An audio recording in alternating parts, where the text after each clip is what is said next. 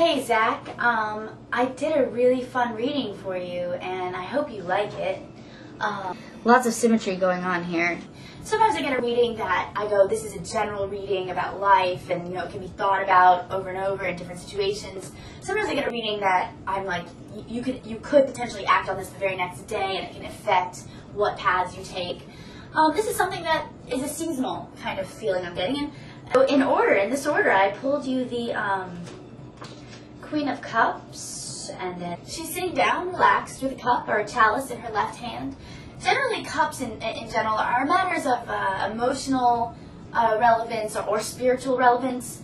Well, let's talk about cups for a minute. They're like, vessels of water. Your body is like the vessel, and your soul is like the water. Or sometimes it can represent your creativity or your emotional spirit. It's in her left hand, which further concretely cements that sort of idea. Your left side always represents creativity, but things have been coming pretty easily, which brings us to a couple difficulties, actually. Up to now, you've had your creative energy sort of already in the palm of your hand. You've really harnessed that and been very successful at what you do. Things have actually been coming quite easily to you at this point, and there's going to be sort of a latent period. Well, we'll get there, right? So anyway, wise people know that when things come easily, you don't want to get ambivalently relaxed or stagnant. Two things can also happen as well.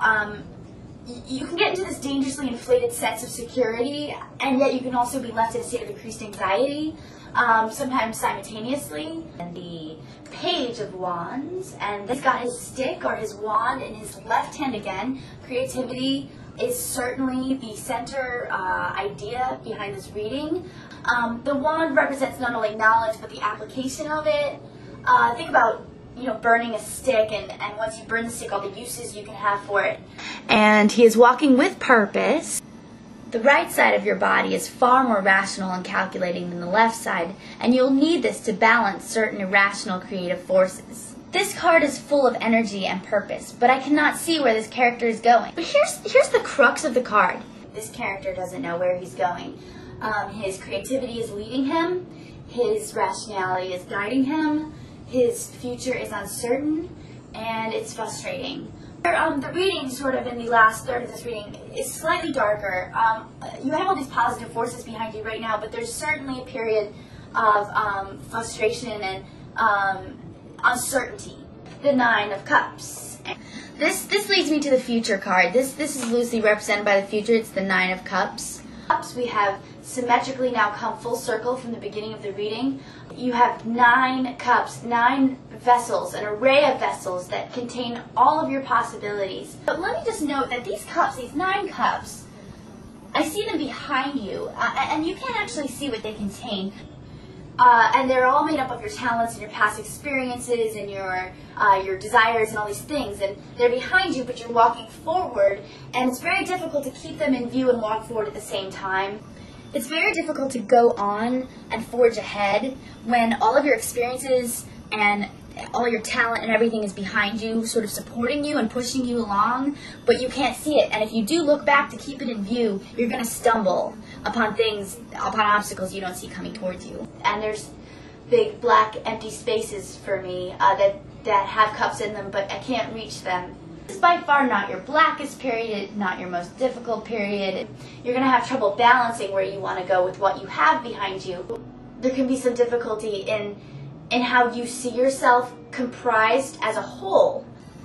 The period that lies in front of you, there's a big drop-off where all your circumstances sort of shatter and clatter on pavement, and a part of you is likely to come away from itself. Fractioning of yourself, what is important is that this could lead to 2 different directions. If you feel any part of your work is incomplete, or that you haven't given it your all, or that it's imperfect, you're likely to give up on it. Again, there's going to be some distraction with what is behind you and what is ahead of you and where exactly you stand and all that. To a distracting and difficult fragmentation of futures, which is going to cause you a good bit of anxiety. The individual, the artist, the worker, the YouTuber, the social commentator, how you fit into your political, socioeconomic realm. All these things are little bits of your identity that make you up, but there's going to be some fragmenting of that, definitely, in the next. Which pieces you decide to bring together and forge the path of your future is entirely up to you. Ultimately, I do feel positive energy from this reading and an assurance that whatever happens, your emotional wealth will support you through this. Nine of Cups is a symbol of having a complete triad of several supportive structures that are going to keep you up in this period. Is to sort of let go of that anxiety and worry that is going to be sort of nagging at you. Certainly some great positive leaps of attacking life with vigor. Use the word wild abandon. And a profound sense of freedom, but with all that is going to come a sense of just uncertainty with what's going to happen in the future. You're going to feel a little bit separated inside of yourself. A couple different forces are going to be at work, leading you down a couple different paths. You'll seek your loved ones for support. I know you have a great network. YouTube community will always be here for you as well, telling you that we love what you do and we'll give you all the support you need.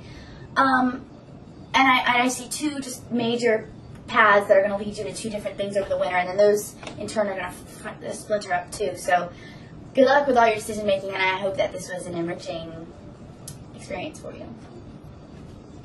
I really hope that you like this reading, Zach George. I just thought it would be a cool idea to read people's tarot. Does anybody else want their tarot read? These are very intensive. They take several hours. Several hours I marinated to get this one out for Zach George. So I can't do everybody. I do only do readings on full moons. If you're interested, first I want to know how many people are interested, because if it's not that many, maybe I can sort of take you on one at a time. I'd really like to set something up. If you'd like Croft to read your tarot, let me know. First I want to see who's interested. But if it ends up being a lot of people interested, I might have a contest or something. Submit your ideas to me. Or just something really passionate and creative, and maybe you have some ideas and you could submit to me ideas for what you'd be willing to do to have your tarot read by the Croft. You got other ideas, other artistic, creative things you guys like to do,